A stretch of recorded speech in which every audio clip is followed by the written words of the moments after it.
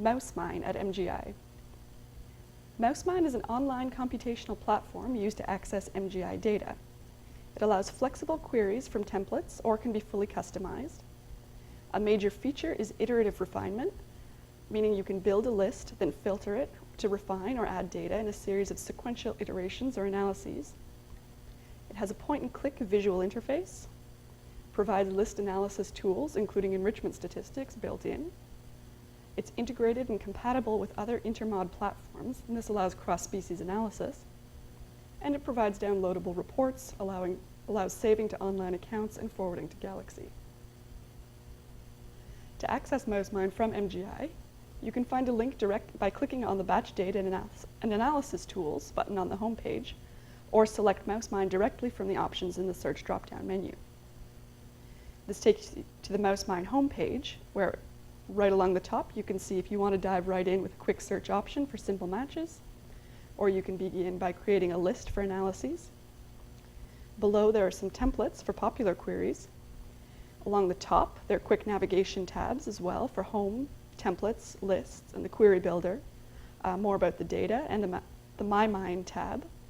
You'll see you have the ability to create an account and log in, which allows you to save or share your lists and searches. Before moving off the home page, I'll also point out other web access and computational tools using Perl, Python, Ruby, and more. One of the most user-friendly and powerful elements in MouseMine are the template queries. These are subdivided by data type, as you can see in the tabs along the top, and each has a descriptive title. Under the heading of function, we'll explore a bit further using the mouse features to go terms query.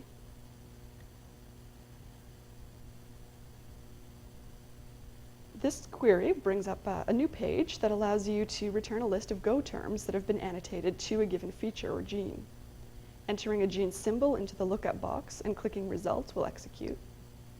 As you can see, you also have the ability to constrain your search by a list or add your own parameters to the template query at this stage.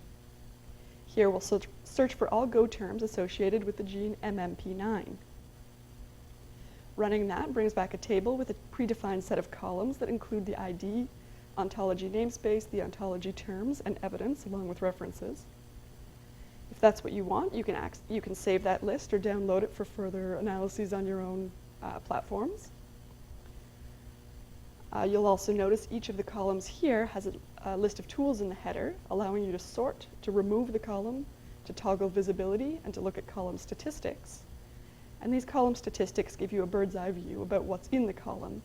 Here, under the ontology term namespace, you can see we've got a number of terms tagged as biological processes, some as molecular function, and others as cellular component.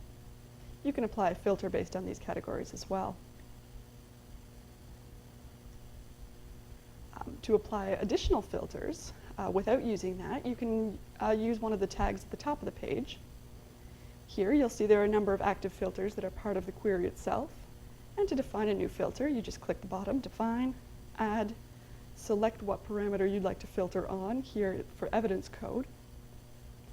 Choose that and select exactly how you'd like to constrain. You can use an equals sign, as we will here, for IDA, which is inferred by direct assay.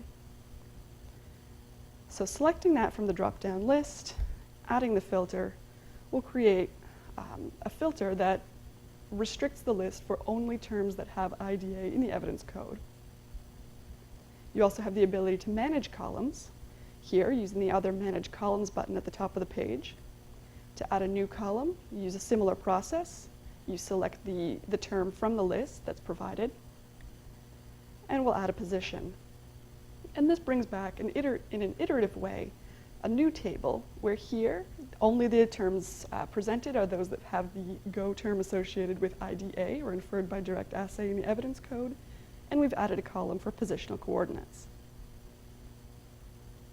To work with lists, you can navigate back through the Lists tab and have the opportunity to either upload or view some predefined lists. To create a new list here, you can upload a text file or paste in identifiers, as we will here. This is a list of 100 genes which have some sort of diabetes association. Confirm the list matches to move on. and you'll bring back the list analysis tools section of the page. So here at the top of the page, you'll have your list itself with the different matches. Again, you can save this list. You can apply filters, manage columns. This particular list includes the gene name and gene ID, gene type. Below, there's a number of list tools.